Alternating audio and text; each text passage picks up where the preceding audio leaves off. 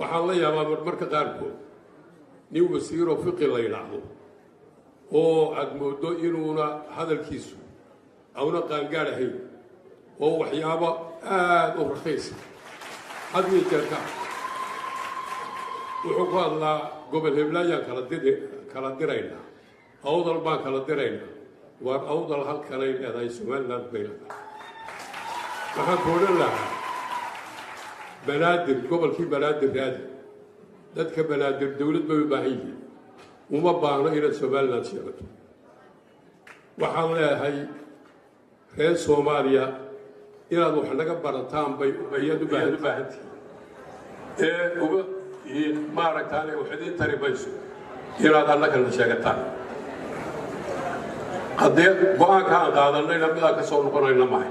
waqtiyuna idinkaga dhow cid nookii qasbi karaysa oo noogu soo celinaysa ma jirto waa inaad taa ku biyacataan